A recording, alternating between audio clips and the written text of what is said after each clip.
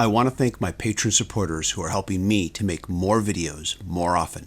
If you'd like to become a patron supporter, please go to patreon.com/TJR, the original. Thank you for watching this video.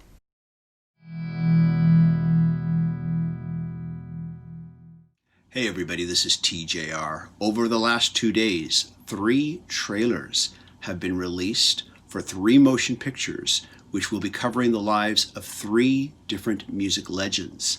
These include David Bowie, the Bee Gees, and Frank Zappa. Today I'm going to be watching all 3 trailers and I'll be giving my reaction. Up first is Stardust, starring Johnny Flynn as David Bowie. This is already getting perhaps the most controversial responses, and I'll be talking about that also as well. First, I'm going to read from the official press release on this film. One of the greatest icons in music history, but who was the young man behind the many faces? In 1971, a 24-year-old David Bowie embarks on his first road trip to America with Mercury Records publicist Ron Oberman, only to be met with a world not yet ready for him. So before we even start, I think I should just make it known that this is an unauthorized biopic, and for that reason, it will feature none of David Bowie's music. The Bowie family has not granted rights. And as I said earlier, there's already been a lot of negative reaction from fans about this trailer. Many of the comments dealing with the fact that they feel the actor looks nothing like David Bowie, nor does he sound anything like David Bowie.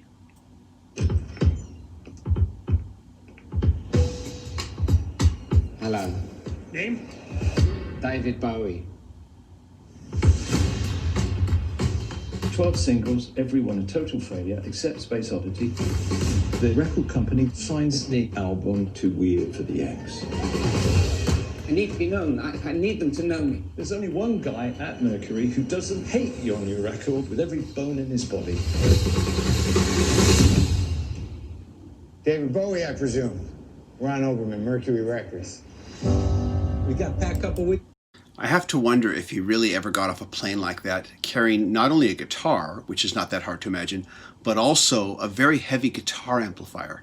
I also have to wonder how he got that on the plane, or how he got that through customs, without any box or anything surrounding it or protecting it. Anyways, these are things musicians think of. Coming up, Chicago, Philadelphia, New York, and then out to LA. I think we make it work. All it takes is one believer to change the world. And we got 2. 2? You believe in yourself, don't you? I think you're going to be the biggest star in America. This is a clean family rock station, so keep it safe.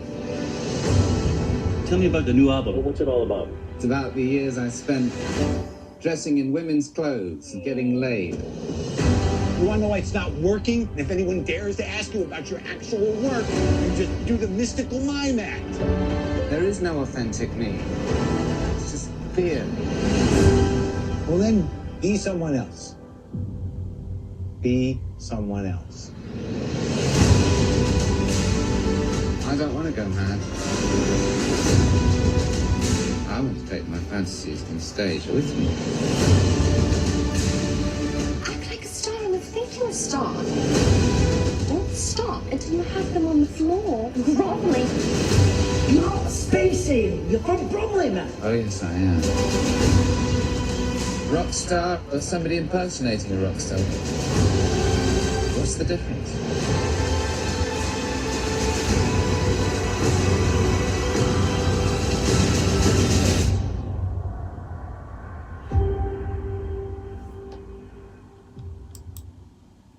Okay, so it's no secret that this film is about David Bowie creating his Ziggy Stardust persona.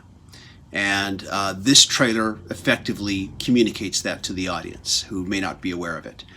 This trailer shows a very insecure Bowie who has not quite figured out exactly who he is yet, or of course he was many people, but has not quite figured out his first persona yet, and whose career is not yet on stable ground also.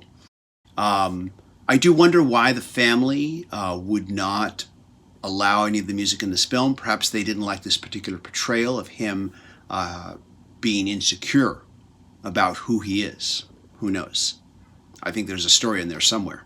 Now, having an actor who looks like who they're portraying is always a plus. It's very, very helpful. And I'll admit, looking at this trailer, he doesn't look a whole lot like David Bowie. But at this point, I will still say it's not a deal breaker. Will Smith didn't look anything like Muhammad Ali. And yet I thought he gave a great performance as Muhammad Ali. And he sold that performance to me. Now, you may say to yourself, well, this trailer doesn't sell me that he's going to effectively pull off Bowie. And you may be right, but then again, you may be wrong. I will reserve judgment until I actually see the film. Getting back to the whole non-use of Bowie music in this film, the fact that the estate will not authorize the music definitely makes this film a much harder sell. If you're going to portray his transformation into Ziggy Stardust, you want to be able to end the film or have that climactic moment where he's on stage and he performs one of his songs, where he performs like Ziggy Stardust, but if you can't have that there, it loses a certain amount of bang that the audience is expecting and wanting. So it's going to be real interesting to see how this is pulled off. There are scenes in this trailer of him performing, and what I understand is that they will instead have him only performing cover songs that he actually did perform during these shows. Once again, it's making the film a hard sell, but I will say again, this is not a deal breaker. Let's see what happens. While this trailer was only released yesterday, the motion picture itself saw its premiere at the Rainmaker Film Festival, and NME Online gave Stardust 4 stars, praising the film for delving into the genesis of an icon despite the lack of Bowie's music. Back when I reviewed the Elton John biopic entitled Rocket Man, I basically stated that I wasn't interested anymore in rock biopics or music biopics about musical legends because I don't think that a motion picture can effectively cover a legendary music artist's life. I think that documentaries are the way to go. But if you are going to make a music biopic about a music legend, I think that centering on just a small portion of their career is the way to do it in the way that this film is doing it. That doesn't mean this is going to be a good film, but I think that is the way you need to approach these types of films. A good example of this is the Brian Wilson biopic entitled Love and Mercy. While this film does feature flashbacks to the 1960s, the film is primarily about the adult Brian Wilson trying to remove himself from the abusive relationship with his psychologist. Up next is the trailer for Zappa, which is about Frank Zappa. I'm going to read from the official press release. With unfettered access to the Zappa Family Trust and all archival footage, Zappa explores the private life behind the mammoth musical career that never shied away from the political turbulence of its time. This is a documentary, and let's just watch the trailer first, and then I'm going to comment on it. This is the number we all...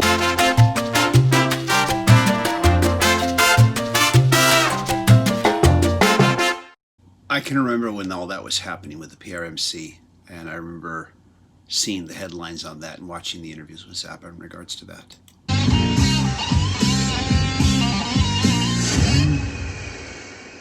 So after watching this, I'm definitely in. I definitely want to see this film.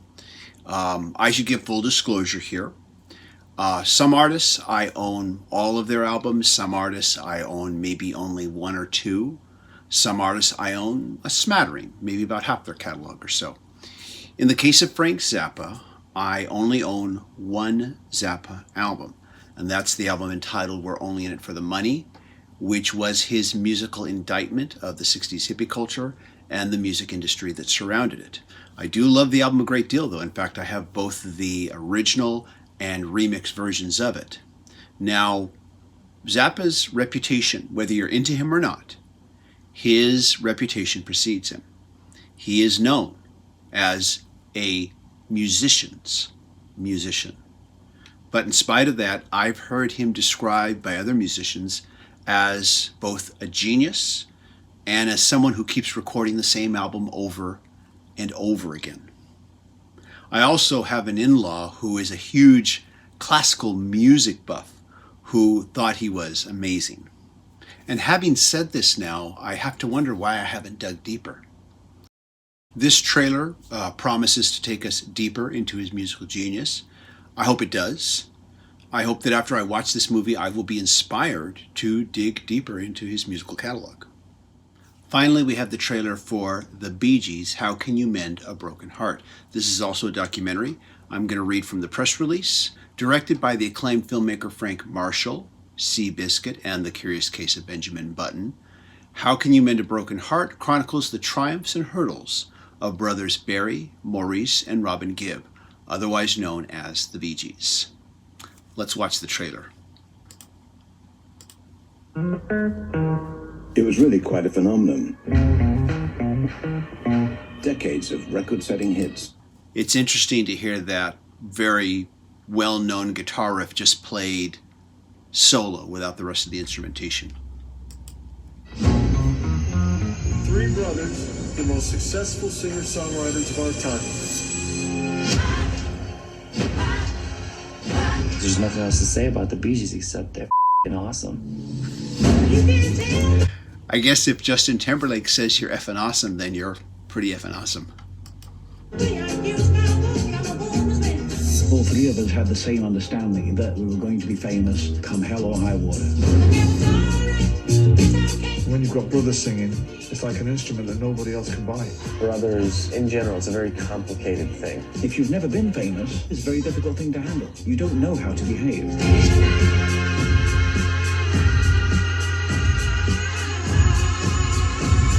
That's my story, no sticking to it.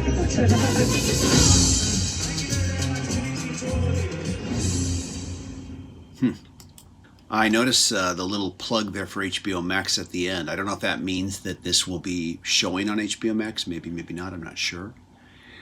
This trailer makes me think of a number of things. First of all, I grew up during the time period that I think this film is largely covering, which is the 70s, which was the golden period for the Bee Gees when they just had this enormous worldwide success.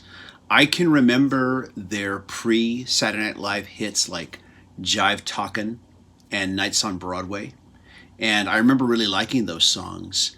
And then, of course, came the Saturday Night Fever soundtrack, and they became associated very heavily with the whole disco thing. And just as this was happening, I was becoming very involved in the whole rock thing. And the whole rock thing and the disco thing were very much at odds with each other. And if you were into the rock thing, you were very much rejecting of the disco thing. And I was part of that growing up. And for a long time, that prejudiced my thoughts and feelings about the Bee Gees. Now, eventually I got over that. I don't own the Saturday Night Fever soundtrack, but I've heard all the songs from it just through osmosis, just from hearing it playing at other places and at parties, that sort of thing. Like Zappa, I only have one Bee Gees album in my collection, and that's the Main Course album, which I enjoy a great deal. I am aware that there's this whole period of the Bee Gees prior to the whole disco thing, prior to Main Course, where they were much more 60s sounding. They were at one point even somewhat confused with the Beatles, or some people thought they were the Beatles in disguise. I've read a little bit about this. I'm hoping that the film covers some of this period as well and talks about it. I've always said that I should go back and listen to some of that earlier stuff. I also recently remember reading about a concept album that they made called Odessa that was, I guess, shelved. I could be wrong about that, and no, I'm not going to stop and check. I'm sure someone here on the internet will correct me if I'm wrong. But I remember reading about this concept album, Odessa, that was recently released just a few years ago. And it's one of those albums I put on my checklist, but still haven't really gotten around to listening to. Now that I've seen this trailer, it's reminded me of this, and I think I should go back and check out that particular album. I think this is going to be an interesting film. I think it's going to be interesting to hear some of the stories behind the public face, because the Bee Gees were everywhere. You couldn't avoid them, just their public face. They were all over television. They were all over magazines.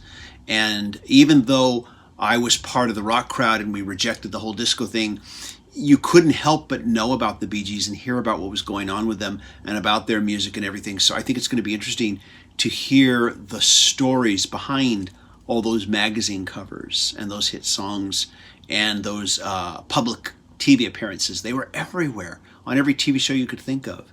And I remember I rejected all of that back then because I was, I thought I was this really rebellious teenager. And like I said before, it's only been recently that I picked up Main Course and listened to it and really enjoyed it. So once again, I hope this film maybe intrigues me enough to check out more.